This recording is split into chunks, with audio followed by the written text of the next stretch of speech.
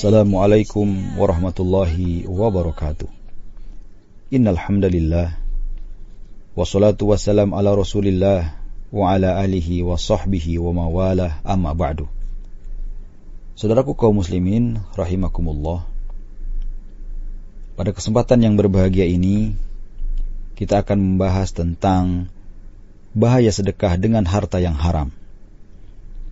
Semoga melalui pembahasan ini akan menambah pemahaman kita, menambah keimanan dan ketakwaan kita kepada Allah Subhanahu wa ta'ala.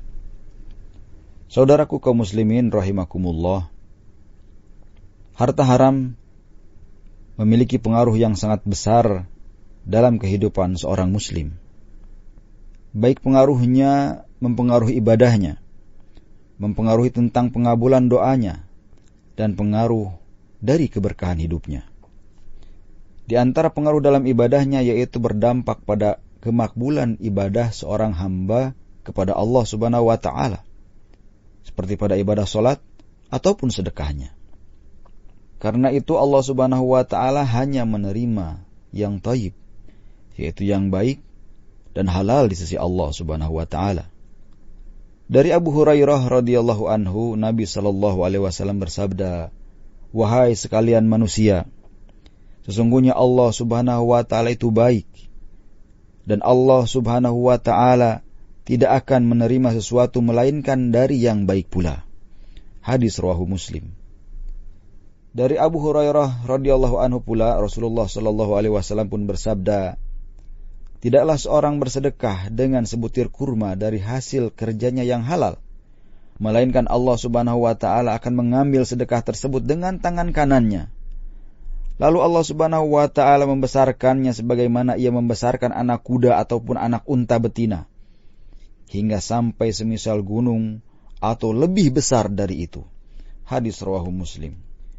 Ibnu Rajab rahimahullah berkata, dalam hadis ini Allah Subhanahu wa ta'ala tidaklah menerima selain dari yang halal.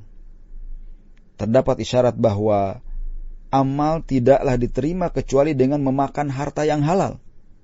Sedangkan memakan harta yang haram dapat merusak amal dan membuatnya tidak diterima oleh Allah Subhanahu wa ta'ala. Oleh karena itu, setelah Allah Subhanahu wa ta'ala mengatakan tidak akan menerima melainkan dari yang halal, Nabi sallallahu alaihi wasallam membawakan ayat yang berisi perintah yang sama kepada para rasul dan orang-orang yang beriman. Allah Subhanahu wa ta'ala berfirman dalam Al-Quran surat Al-Mu'minun ayat 51 yang artinya, "Wahai para rasul, makanlah makanan yang baik-baik atau halal dan kerjakanlah amal salih. Sesungguhnya aku Maha mengetahui apa yang kamu kerjakan." Di ayat yang lain surat Al-Baqarah ayat 172 Allah Subhanahu wa ta'ala berfirman yang artinya, "Wahai orang-orang yang beriman, makanlah rizki yang baik-baik yang telah kami rizkikan kepada kalian."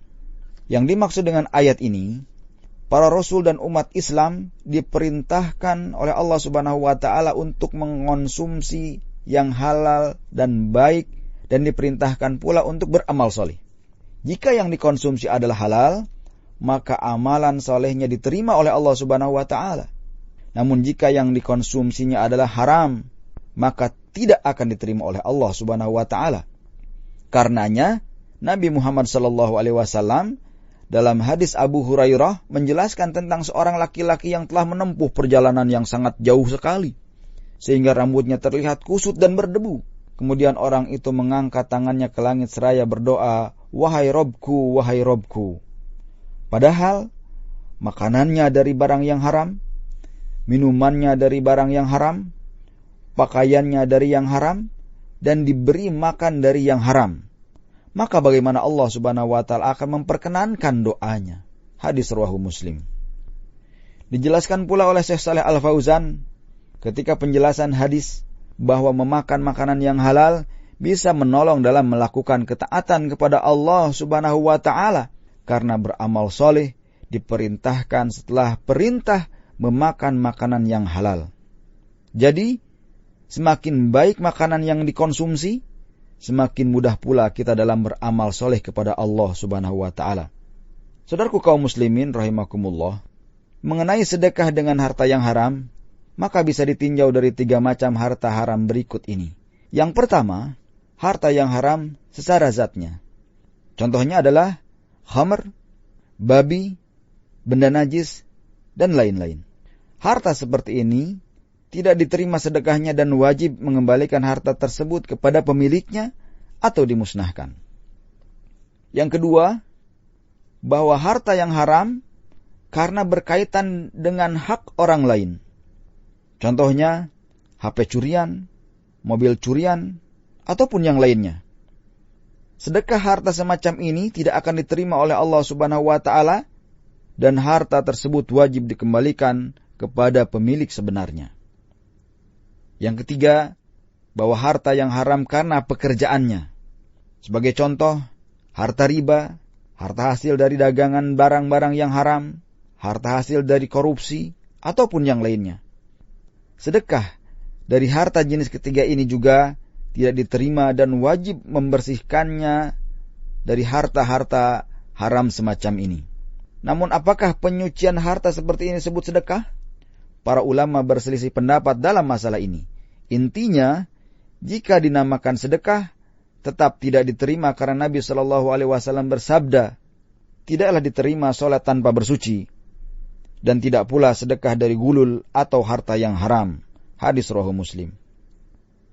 Adapun bersedekah dengan harta yang berkaitan dengan hak orang lain seperti barang-barang curian misalnya, maka Ibnu Rajab membaginya menjadi 2 macam.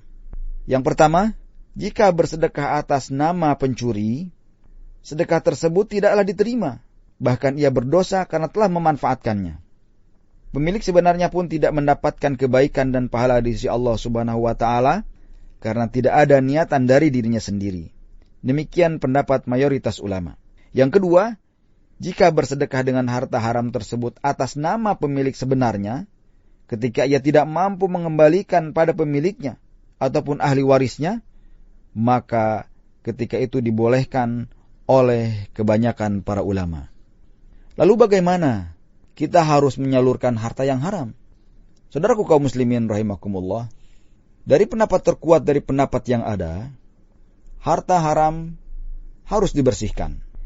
Tidak didiamkan begitu saja ketika harta tersebut tidak diketahui lagi pemiliknya ataupun ahli warisnya. Namun di manakah tempat untuk penyalurannya? Ada 4 pendapat ulama dalam masalah ini. Pendapat yang pertama, yaitu disalurkan untuk kepentingan kaum muslimin secara umum, tidak khusus pada orang-orang tertentu saja. Demikian pendapat Syekhul Islam Ibnu Taimiyah rahimahullah.